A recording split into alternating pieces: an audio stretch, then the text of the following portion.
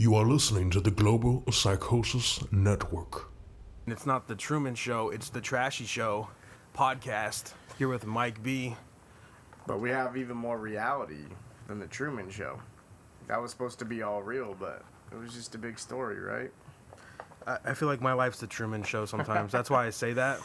I feel like everyone's playing their part and doing their fucking bit to fucking make my life more difficult or more entertaining in whatever way. Well, now you make me feel awkward right now because it's like you're pressuring me to let the secret out of the bag. We've been all fucking trying to pull the lid over your eyes for a long time. There's got to be some reason. I mean, that's my best explanation so far why people act the way they do. But, I definitely, I've thought about that in my life too. But I usually think about it during the embarrassing moments. Like when you're being an idiot in front of the mirror in your bathroom or something and you're naked or you're fucking... or wait, what? You know, like when you fucking just get out of the shower and you fucking are fucking like singing or some stupid shit and then you realize you go, wow, man, if any one person in the world see me doing this, my reputation would be tarnished. And then I go, wait, god damn, maybe millions of people are watching me on The Truman Show.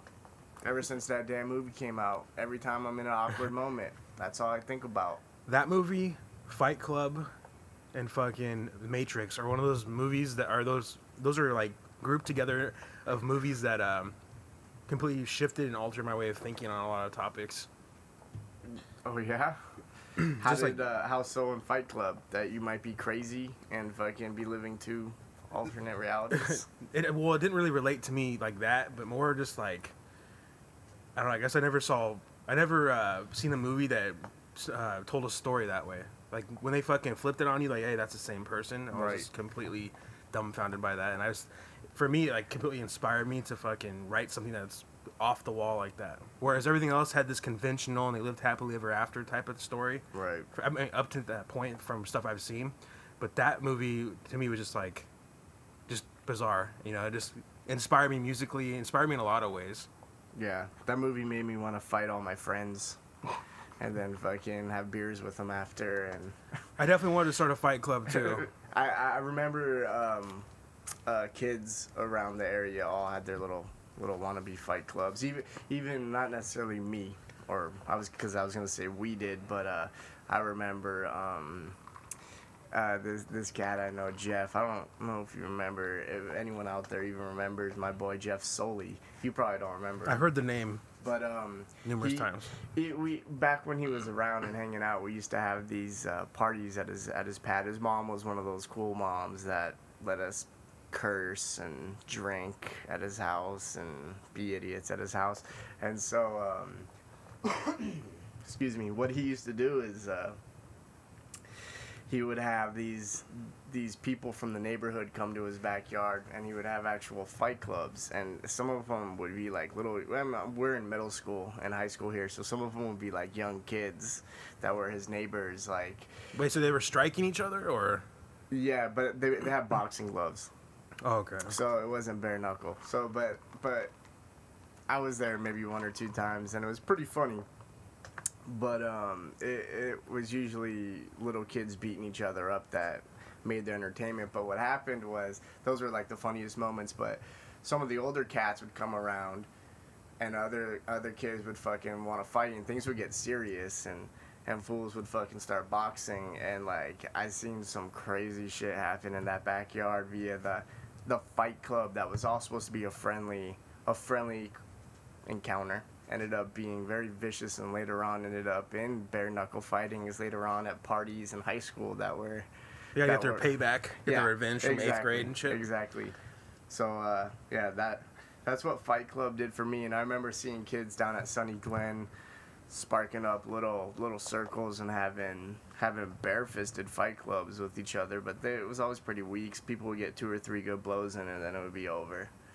But on TV, I've seen some crazy ones. Yeah, that's what that movie reminds me of, is fighting. I was inspired during that whole backyard wrestling phase. Oh, yeah. I made little belts and shit, and I had a little federation. And it wasn't really wrestling, though, where you'd have some choreographed match. It was more like you basically just wrestled each other, and whoever could choke someone out first won. Oh. You just couldn't like hit the face, but it was more just like submission holds basically. Yeah. So I kept little stats and shit of everyone's record. We had that, yeah. And it's so funny. We had that at my buddy Jeff's house too. It went into I guess UFC shit, and back when Hoist Gracie was fucking fools up, and a lot of my friends all thought he was God, and so yeah, that happened. We'd set up a little mattress or something, or blankets in the living room like a ring, and it would come down to who could choke you out or make you. It was who could make you tap out. It was real, but we had real backyard wrestling stuff like the homies Dustin and JP and all those cats. We would set up either in Dustin's house. We would set up mattresses in his living room, and fucking we would just.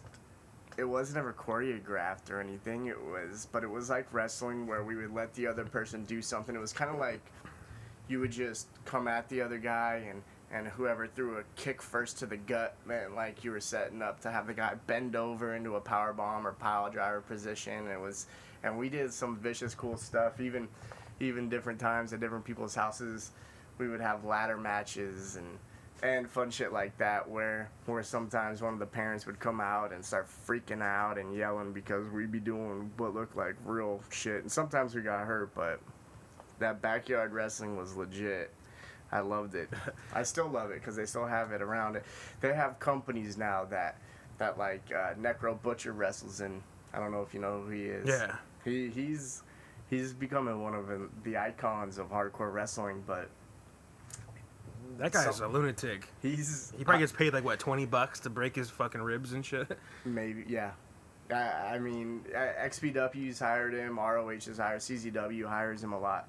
But even CZW, dude, a lot of their damn shows look like they're taking place in someone's backyard, and they're just, I don't know, 50 people maybe are watching on the outside, and fucking light bulbs and just. I want to go to one of those events. I've never been to like one of those lower promotion type events. I've always been interested in that. Yeah, the MXPW or now it's called Mex Pro. That shit is fucking. We could go see that once a month, pretty much. And see Supreme defend his deathmatch title, and those matches are awesome. Where's that at? Or when's the next one? I don't know. I think the last one just happened in Mexico, actually, though, in Tijuana or something. I think Supreme fought Damien 666, which is an XPW guy, but he's now running Mexico wrestling down there. And so a lot of lucha libre. Now, like what a lot of the Mexican wrestling shit is now is a lot of lucha libre mixed in now with Southern California hardcore. Then you got these cats, like I'm saying, Necro Butcher fights for CZW. They're up East Coast and Northeast, and they think they're the kings of extreme, and they actually kind of are. CZW is pretty hardcore, and they get pretty vicious. But I mean, that's what MXPW is. Their world champion is the deathmatch champion, pretty much. That's their main event. So those matches can be good depending on who's fighting in them. Like the last one I saw live, which was supposed to be epic, was Supreme versus Messiah. I don't know. Do you know who Messiah is? I haven't heard Messiah. I've heard Supreme. I've heard Damien 666. Messiah is the guy who got his thumb cut off by Rob Black. Okay, do you know Rob Black? XPW was ran by a guy named Rob Black. That's the guy who got busted for the child pornography shit? It was. It wasn't child pornography. What it was like, it was kind of like a Tommy Chong incident where Chong got busted by the feds for selling legal bongs, legal paraphernalia, basically. Mm-hmm. And it just was like, I don't know what state it was, Ohio or Iowa or something. They had some kind of bullshit where it was illegal there, or selling it, importing it out of state was illegal, some bullshit. They basically set this fool up and got Tommy Chong arrested. So they did the same thing to Rob Black. He made hardcore fetish porno, where it was like, it was all fake and set up and scripted, but it was like rape porn and like, not real child pornography, but like in the video it was supposed to be acting like they were underage kids and like taking advantage. It was like it was sick shit. Like, don't get me wrong, but that's what he did. It wasn't real sick shit. It was scripted. It was scripted and everybody was of age, but what it was some kind of decency act in another one of these fucking stupid states that are probably filled with 90% white people that are just still living in the 40s. And You can only molest your kid if you're a pope, you know, or a priest. That's the only way it's accepted by them. So, but yeah, so he got set up by the feds, and fucking what happened was, is though while he was in, I think he was in jail or whatever, the Messiah started banging his girl, which is Lizzie Borden, as a porn star. She's really fucking hot. And she was walking the Messiah out to the ring at XPW. She was like because he was a part of Rob Black's crew, his little Vince McMahon Corporation type of crew. And so what happened is he found out that he was banging Lizzie. He maybe not even was banging her. It might have been a rumor, but I'm pretty sure he was. And so he sent 2 thugs to his house, cut his thumb off, pissed on him or something like that. I mean, taking a page out of my book. Huh? There's different stories about it, but it's legit. And now Messiah doesn't have a thumb, and so it's from that incident.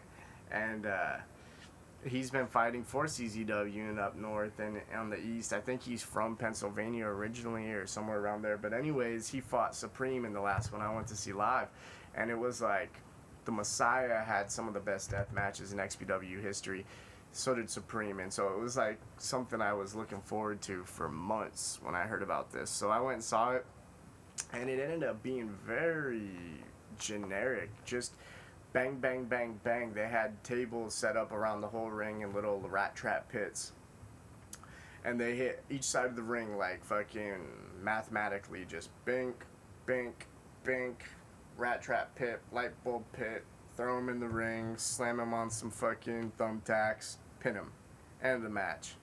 And it was probably the worst death match I've seen in person, which was very disappointing because I have nothing but love for both those guys. But I think it had more to do with just Messiah isn't really doing that stuff anymore. He's kind of over it.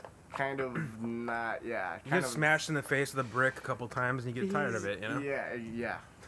So, yeah. Remember that guy? It was cool. Do you remember that guy Tamra? Tamra to Will? Your buddy? I haven't seen him in years, but we used to be like homies way back in like elementary school. Yeah. And we used to walk home together, or actually it was like middle school. Everyone hated that kid, right? Because he's Egyptian, and this is during like the Gulf War. Okay.